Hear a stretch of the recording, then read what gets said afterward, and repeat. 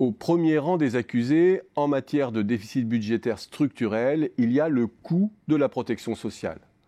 Cela sonne comme une évidence. Sans surprise, le poids des dépenses publiques est positivement corrélé au poids de la protection sociale. Emblématique de cela, l'économie française, double palme d'or de la dépense publique et de la dépense sociale parmi les pays de l'OCDE.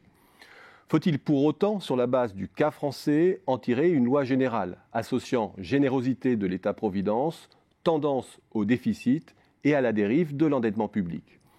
Non, car c'est tout simplement contrefactuel.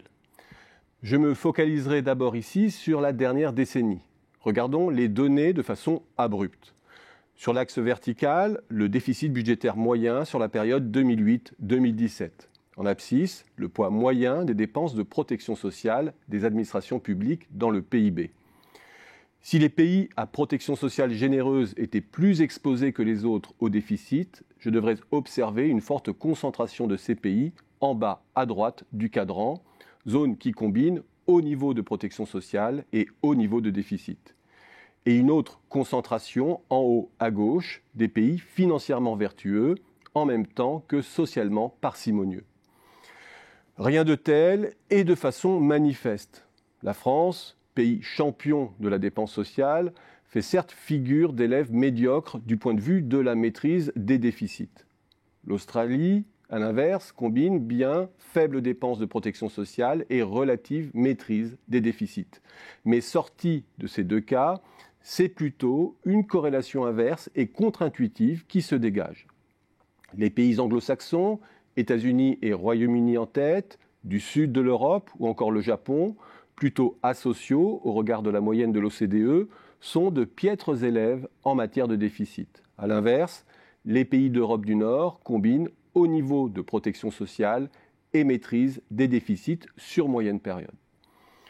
On peut certes s'interroger sur la robustesse de ce constat sur la période très singulière de l'après-crise de 2008, où les déficits renvoient d'abord à l'ampleur du choc encaissé par les différentes économies. Reprenons alors la recherche de corrélation sur la période 2000-2007. Même constat, c'est encore une corrélation inverse, certes faible, qui ressort, avec, à quelques exceptions près, comme l'Espagne, une certaine constance des positions relatives des différentes économies. Et une fois encore, le nord européen d'un côté, les États-Unis, l'Europe du Sud ou le Japon viennent fracasser tous les a priori. Peut-être la prise en compte de l'endettement public au lieu du déficit sur moyenne période, qui restitue mieux les incuries passées, rendra mieux justice à la corrélation attendue. Or, que ce soit sur la période 2008-2017 ou celle d'avant-crise, 2000-2007, il n'en est rien.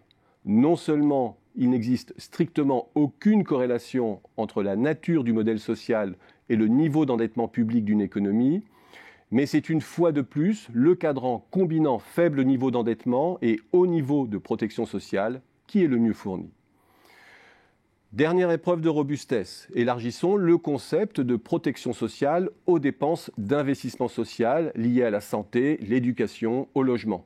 Car c'est au fond l'ensemble de ces dépenses qui participent au haut degré de protection sociale et d'équité d'une économie. Une fois de plus, c'est la corrélation inverse qui semble l'emporter. Plus de protection et d'investissement social est plutôt couplé à un plus haut degré de robustesse financière des États.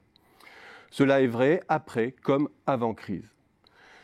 Je ne vais pas épiloguer, mais s'il en fallait une preuve supplémentaire, voici une bonne raison de casser les raisonnements pavloviens sommaires et purement monétaires sur la saine gestion des finances publiques.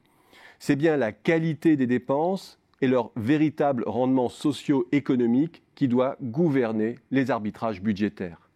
Assurer et mutualiser largement le risque dans une économie en proie à l'incertitude n'est pas forcément gage d'inefficacité et d'insolvabilité. Formulée de la sorte, l'assertion n'a finalement rien de surprenant.